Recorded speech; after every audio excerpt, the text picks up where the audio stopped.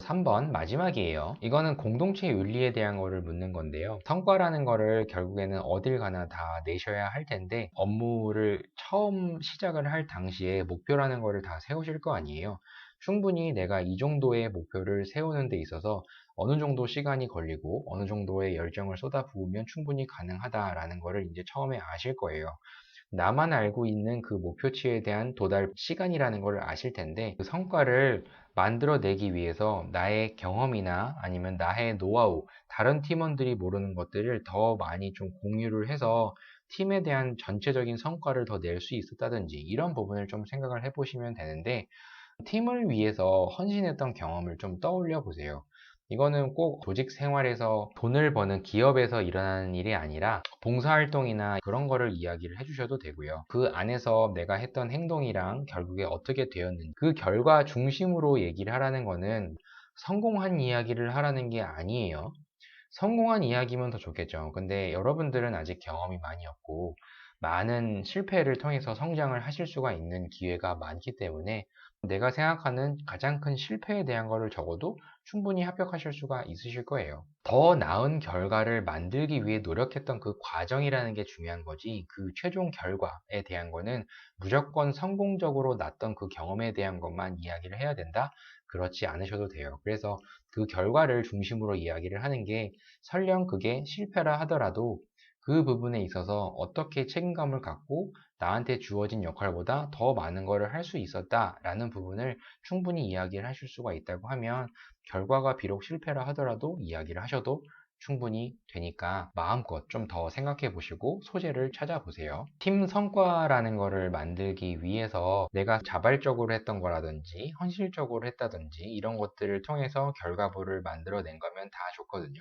개인이 할 수 있는 그 능력치라는 거는 주변 사람들도 다 어느 정도는 알고 있어요. 근데 맨 처음에 조직에 들어가면 나에 대한 걸 잘 모르잖아요. 타인의 기대치만 해도 충분히 내가 어느 정도는 잘 한다라는 평을 들을 수가 있는데 그럼에도 불구하고 단순히 열심히 제가 하려고만 했다 이렇게 표현하시는 게 아니라 더 나은 결과를 만들기 위해서 내가 했던 행동, 그 행동에 대한 근거는 무엇이었다라고 이야기를 하실 수가 있어야 되는데 그 예를 들어보면 내가 이전에 충분히 유사 경험, 성공 경험 이런 것들이 있었기 때문에 예상치라는 거를 어느 정도는 알고 있다는 근거 기반해서 열심히 했다라는 쪽으로 어떤 행동에 있어서는 항상 그 근거나 그 이유에 대한 거를 설명하실 수가 있으면 더 표현하시기가 좋으실 거예요. 새로운 조직에 들어가면 다른 사람들이 나에 대한 기대치 100이라는 걸 놓고 보게 되면 충분히 한 150까지는 할 수 있어요 라고 그 부분을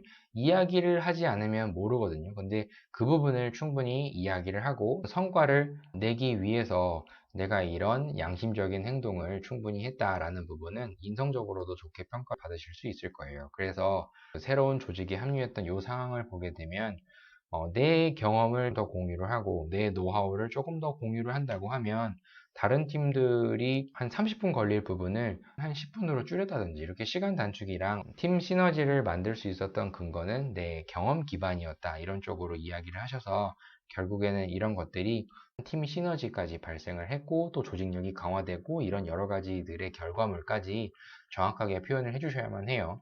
그래서 내가 그 상황 속에서 했던 행동이 무엇이고 왜 그 행동을 하셨고 그래서 그 결과가 무엇인지를 좀 정리를 해주신다고 하면 이것도 그렇게 어려운 일이 아닙니다. 참고로 여러분들한테 좀 말씀을 드리면 팀플레이를 할 때 모두 다 강점이 다 같을까요? 그렇지 않거든요.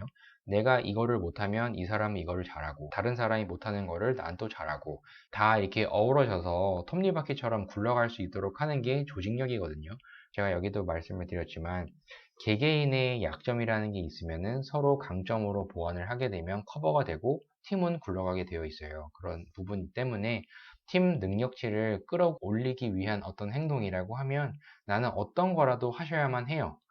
그리고 혼자서 내가 부족한 부분을 끙끙 앓고 있기보다는 내가 못하는 거를 또 상대방이 해줌으로써 개인의 성과보다는 팀 성과를 낼 수 있는 거는 뭉치게 되면 훨씬 더 큰 시너지가 나올 수 있다. 이런 부분의 논리를 갖고 작성을 해주셨으면 좋겠어요.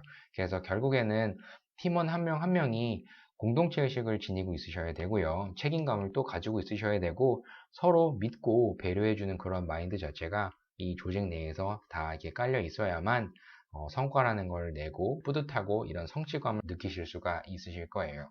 그래서 이 부분은 다시 강조드리지만 내가 50을 더하게 돼서 다른 사람들도 그 능력치가 더 올라가게 되면은 더 큰 성과를 나올 수 있게끔 이런 식으로 이야기를 해주신다고 하면은 좋은 문장이 나오실 수 있을 거예요. 그래서 여기까지 해서 총 3가지 항목을 알아보았고요.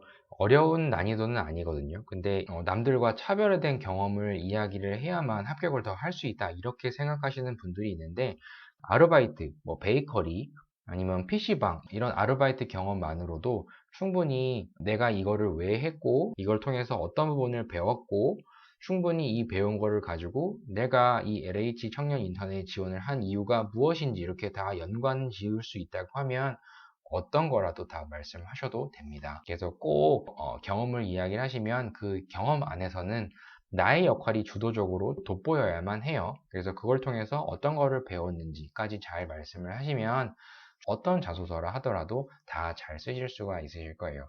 되게 사소하다고 되게 남들보다 좀 구별되는 뻔한 거 아니냐 이런 이야기 하지 않으셔도 됩니다.